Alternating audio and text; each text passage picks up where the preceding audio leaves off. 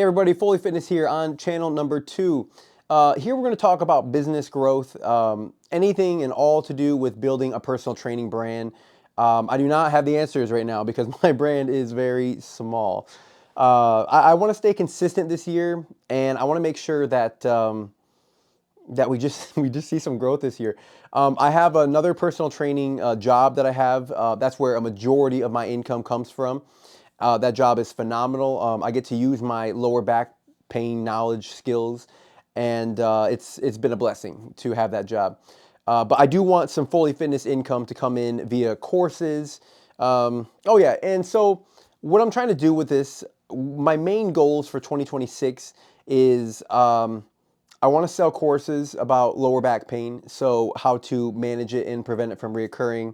I want that to be the biggest portion of it. I want to have some online training, and I guess those two things are the main ones. Um, I know they're kind of conflicting, and I know the thing that I kind of have an issue with is I try to do everything at once, and then I get nothing done. That has been the consistent thing for a long time. I always have like 10 projects going at once. If you saw my laptop, you would see, I don't know, like 30 things started, like halfway done, and then unfinished. So that's been something that's really been an issue, a sticking point for me. So consistency on following through. Um, yeah, that part's definitely hard because again, so much time goes into something that doesn't necessarily make any money, and I get how things start out like that, and that's just part of the process. But it's it's the hard part of the process. So yeah, like we're starting from the bottom here as far as the Fully Fitness brand goes. I've had clients here and there, and throughout the years, and they've gotten results with their lower back. And I don't want the clients to stay forever because again, the goal is to fix the lower back. And for the people who need a little bit more push, then they'll tend to stay longer. And then otherwise, if they feel confident and they understand what they need to do, then they're gone. So and then, part of my issue as well is I don't think I've really pressed the telling them to refer as much as I should have. And I think that has been a big issue as well. So, kind of like getting myself out there and willing to potentially receive, well, I guess the fear of criticism is what, no one's ever said, like, oh, I'm not going to refer you or something. But I don't know, just that lingering like self-doubt, I guess. So that's been a thing. And I'll say one of my fallbacks as well is I tend to, when I'm not seeing much momentum, which is almost always, I will go back and I'll fall back into studying. So I'll do a ton of research. That'll be like, buying courses myself about lower back pain. It'll be um, buying textbooks, just doing a ton of notes, like preparing for this, like, this perfect lower back pain client.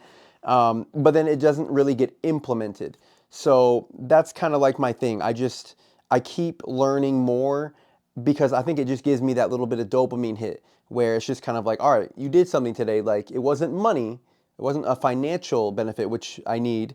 Um, it's um, it's just yeah, that little hit of dopamine. So I think that that's definitely one of my bigger issues, and I need to find a middle ground between constantly improving myself and then not using that as a method, a coping mechanism. One piece of advice that I have is, oh boy, is the financial thing. So I have poured money into Fully Fitness, and as far as like equipment, like I've spent way over my means, and I have a lot of credit card debt to show for that. I never call myself, a wise spender. I'm a very ambitious person. I know that I'm going to come out on top of this. I have no doubt. But I did put myself in a situation where I don't really have an option. I mean, I tend to buy things that I don't need at that point in my business career. I mean, I bought a $400 podcast mic, $4,000 camera, $2,000 lens for the camera. I mean, like when you don't have the money coming in to support those purchases, they're just kind of like, you know, I'm going to get the camera, it's going to have good quality, and then I'm going to, you know, instantly start making money from that. But, you know, that really hasn't been the case, obviously. And it's usually never the case. You should scale up as you start to earn more money. And I mean, you know, it's just there's so many people out there who make videos and stuff with their phone, and you know they have 10 times more than my FX3, 10 times more views and money coming in. So I mean, I know everybody says this, but like it's just not about the equipment. And you know, it's like I wish I could say that this won't be an issue going forward, but like I'll probably still do it again.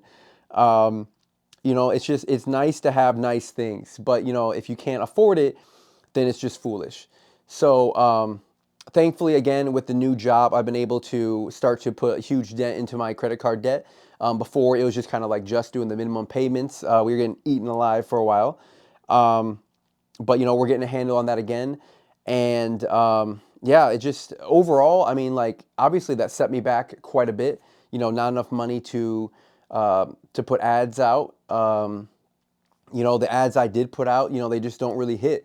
Like that's the thing with ads too, is that it's so like there really has to be a lot of refinement in figuring out like what works. And like there's really no way to figure out.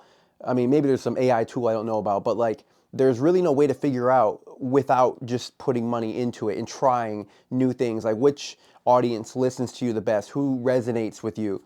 And what I put in so far, probably, I mean, under a grand, I would say, probably, you know, 300 to 400, 500, 600, I don't know. But zero return on all that. So I know it doesn't work. So that's not great. But again, you know, I'm just trying to try things, and you know, it's working out not great. So we're going to start with our consistency. I'm going to update you guys on what I'm doing as far as just like trying to expand. My biggest project right now is on the other job because of, you know, that's the one that's actually making me money.